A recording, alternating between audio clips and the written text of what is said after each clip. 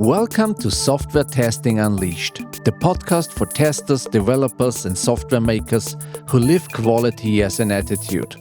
Get fresh ideas and sharp insights to grow your mindset, to learn new methods, and to drive real change in how we build software. Better software and better teams for a better world.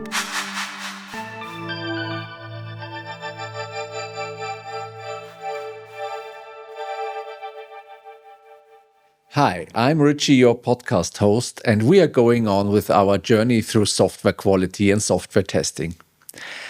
A few weeks ago, I had an interview with Gilad Gell. We met at different conferences and meetups over the last years, and now we finally had the time to record an episode at the German Testing Day. Gilad is a DevOps transformation leader, community builder, and tester of the year in Finland. He inspires the testing world with meetups, with keynotes, and his bold ideas about AI and quality. And in this episode, we dive into some big questions about the upcoming AI agent world.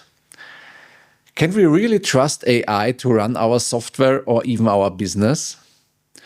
What does a hiring process will look like if we take an AI agent as a new colleague? How can we test something that gives different answers every time? And why every tester needs their own AI sidekick? And do you ever think about it, what happens when your next boss isn't a human anymore? So let's look in this new world where AI agents take over our pipelines and our businesses. Have fun with this episode. And if you have any feedback, write me to podcast@testing-unleashed.fm. Have fun. Hi, Gilad. Nice to have you on the show. Hello, thank you for having me. Yeah, it's great here to have you here in Germany on the German Testing Day. You did the keynote today in the morning, and we know each other since 1.5 years in person, I would say. Yeah, something so like we met that. at the testing retreat the first time, had some deep discussions there. Going really deep. Yeah, that's true. And you are a well-known person in the international testing community. And you just said you're tester of the year in Finland. I got this tester of the year for last year. Yeah. From Finland, from Tieturi. Yeah. This is an award giving to someone who is very active in the testing community. So that's really the community work. Yeah, and I'm really blessed and happy about that. Yeah. Just tell us a little bit about the community there. What do you have there in events and meetups or like that? Yeah, actually, this is because of a meetup we started like two years ago. So there's the storyline behind at one of the testing assembly, which is the conference from the Finnish testing board. I asked the speaker, Maaret Pyhäjärvi, if there's a testing community, a testing meetup running in Finland. Now that was after COVID. And she said like, yeah, actually those things stopped. So I don't know anything, but Szilárd, why don't you start one? So I got my action point, but luckily she also asked who would help. Yeah. And Nina Perta and Yanni Grönman stood up and said like, okay, we will help Szilárd.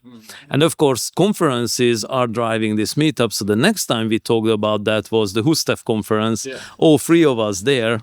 And on the way back at the airport, we were talking like, okay, this meetup, is this real? Do we really want to do it? And we agreed on the basics. And it took a few months, but we started the meetup series. We decided it should be non-for-profit totally, absolutely like no money in it. We ask companies to host it, and then it's rotating in location.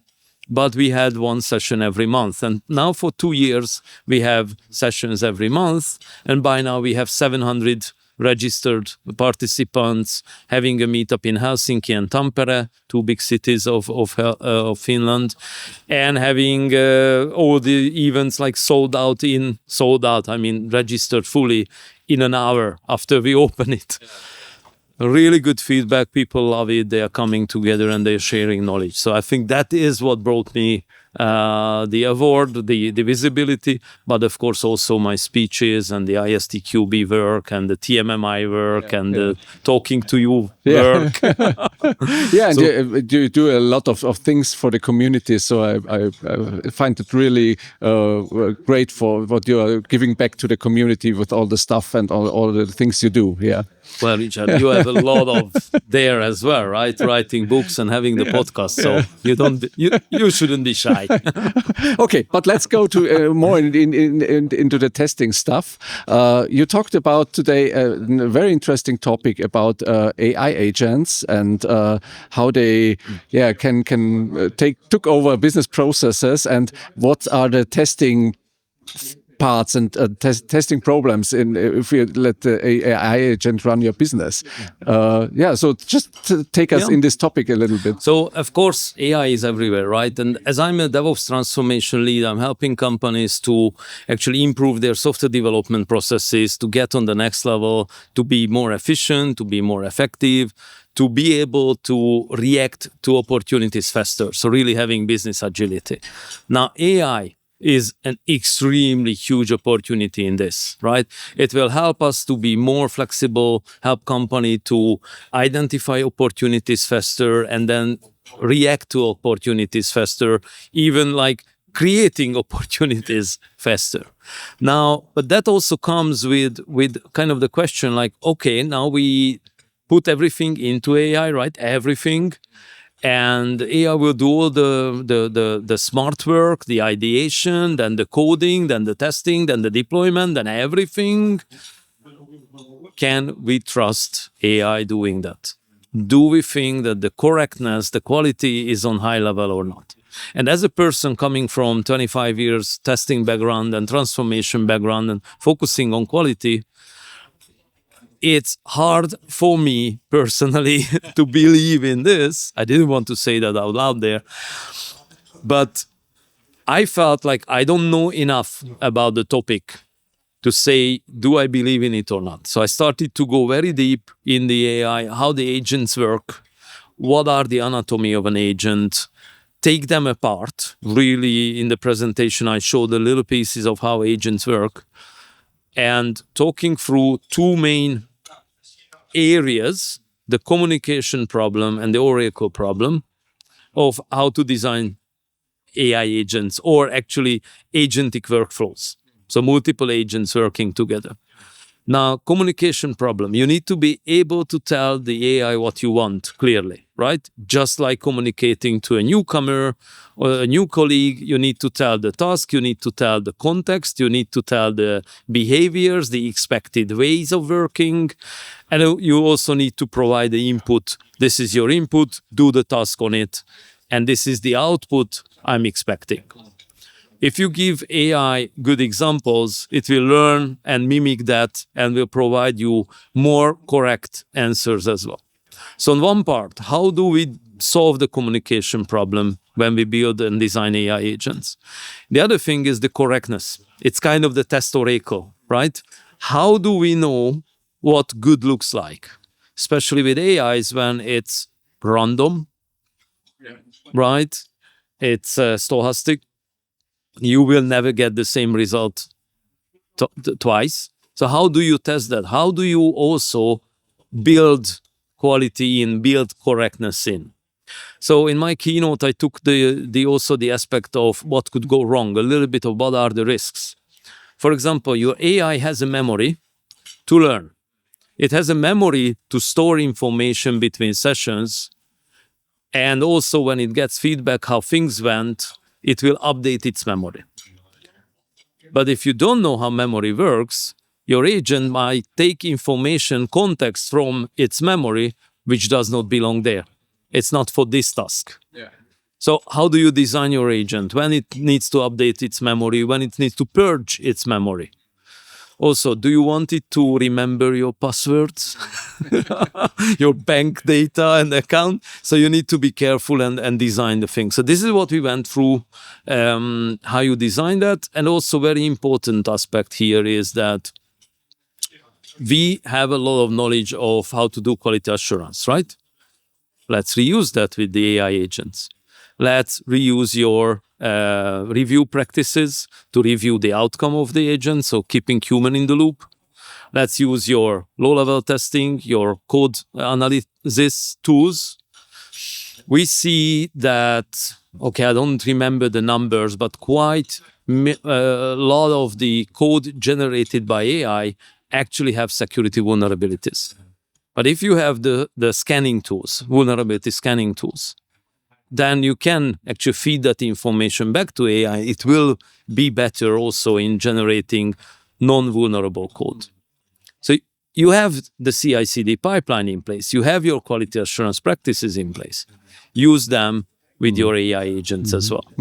I think when we talk about testing, about the AI agent stuff, the points around testing, like the code analysis, like reviews and all these things, get more important. But the question for a tester is always, so I want to put something in and I want this outcome, and this is not feasible with an AI. How can you argue that the testers can be safe that the AI works well?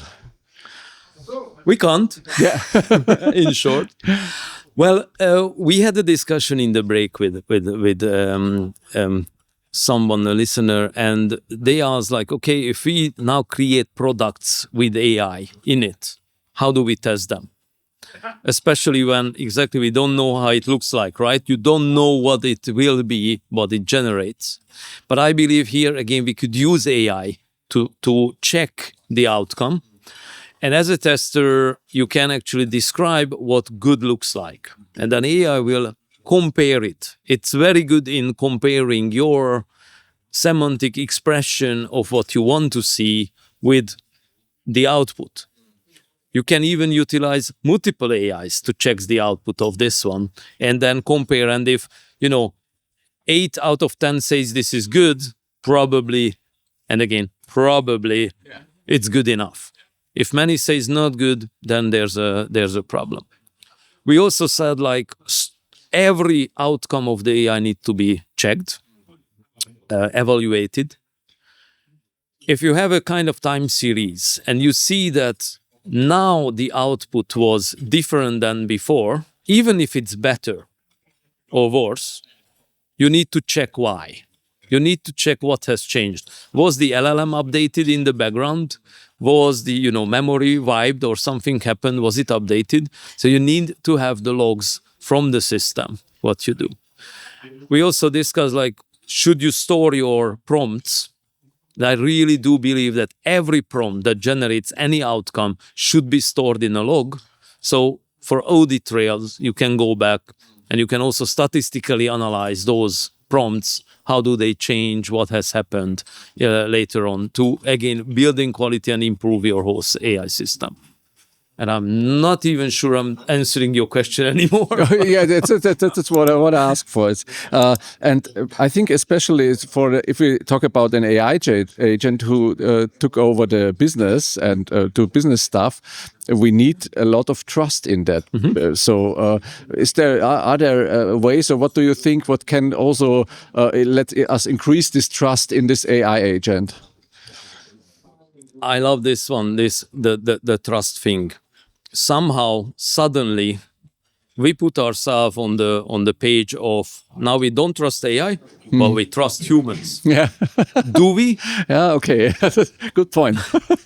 Like, think about that. Your new colleague goes through a selection process, goes through heavy interviewing process.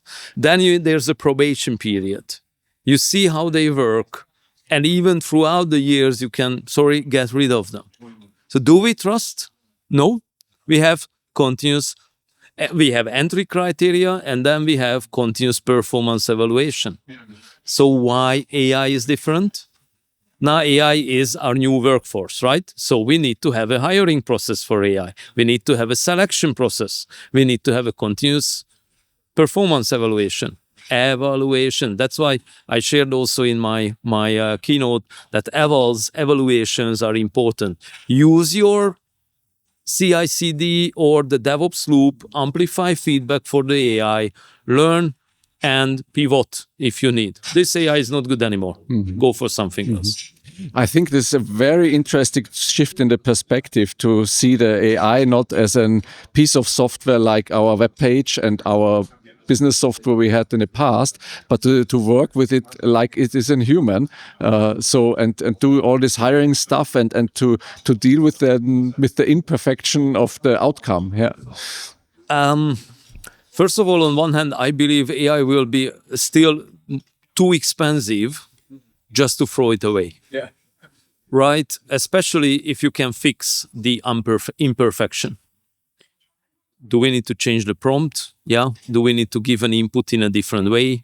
Do we need to check the guardrails? Do we need to check the memory? Do we need to check the tools it reaches? System prompts, R prompts, etc., etc. So there's a lot of things to fine tune, right? It's still software, but a lot of processes we have embedded in our system, in our companies, organizations, just works the same way. So maybe it's better to look at them as you. I'm not saying they are, but just utilizing those processes. But I'm scared from the moment when, I will have an AI boss telling me what to do. Okay. Yeah, but it can be as dramatic like the human boss too. It was. I'm not giving the name.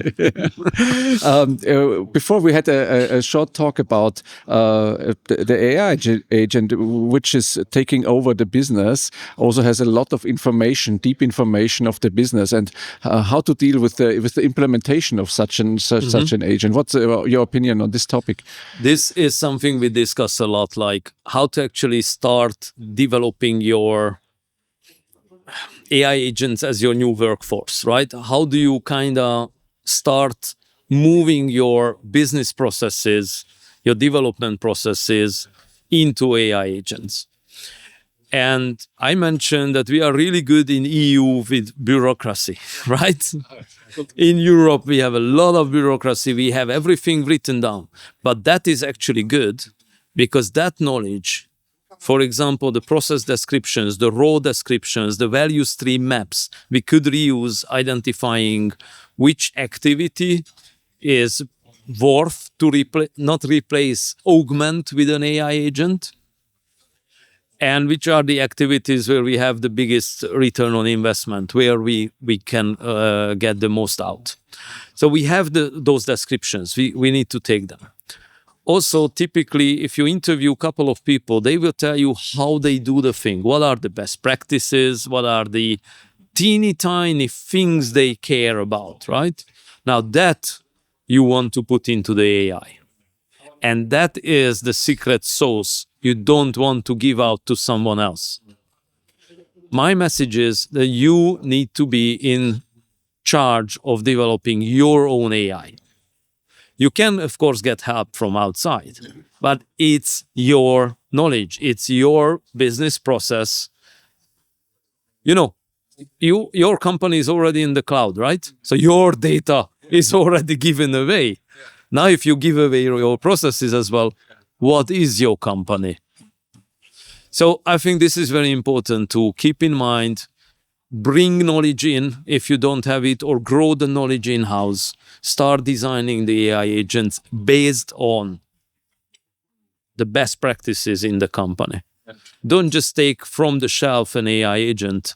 That will be good for something, yes, as a start, but understand how it works and improve from there.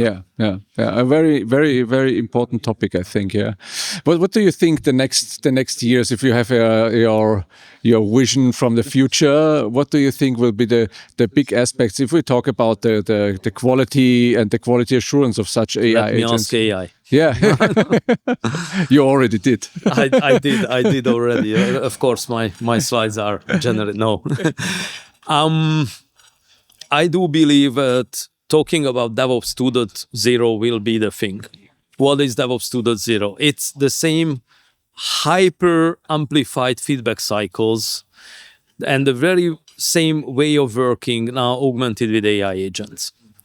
I see that we will have a lot of agents with small agents doing small tasks, describing what does they do. So like a CV, there will be their CV on their forehead. This is what I'm good for. And then you will have this swarm of AI agents working together, solving problems. On one hand, I'm afraid like how far this will go and when we will be out of control, but not like out of control in a way that we are, wiped out, but out of control of not knowing anymore what's happening, why. So not being in control. But I think we gave away a lot of that throughout the evolution already. So it's just the next steps. So agents very focusing on solving small tasks, but clever, smart tasks, working together, solving big problems. We have an example or kind of a vision when your agents are, for example, listening to the customer's feedback call. So they are there as the service desk, right? Customers give a feedback, what they didn't like. AI will even understand, were they angry? So the tone of voice and everything, like emotions. Based on that, they will suggest the next feature, the improvement, which will go through the chain of AIs. And maybe in a couple of minutes, the change is after, of course, going through all the automated tests and automated checks and everything. They go through that and they deploy. And maybe they deploy an A/B testing for a similar persona group which the caller was selected by AI. So even the canary release or A/B testing was done. Maybe AI will start operating a crowd testing for this new functionality, picking the persons who would be similar as the originator of the complaint. So think through that you have a call and after a couple of hours, days, whatever it is, you have a proposal running in production and you can still see that's the beauty of DevOps. We have the continuous monitoring, we have telemetry, we have observability. You know if that any change is better or worse. So why not to use the same with AI suggested improvements? And if it works, keep it there. Yeah, very, very interesting idea to think about that, how the AI agents can work together to implement from a customer complaint to the new feature within some minutes. When we have a lot of listeners here we are test managers, tester, quality engineer, test automation engineer.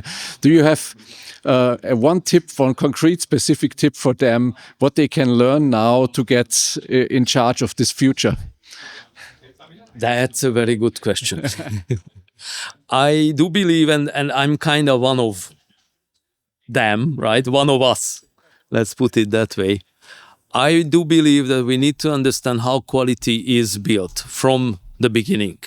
What are the things that are affecting quality? Then we need to understand how the AI agents and this agentic workflow works.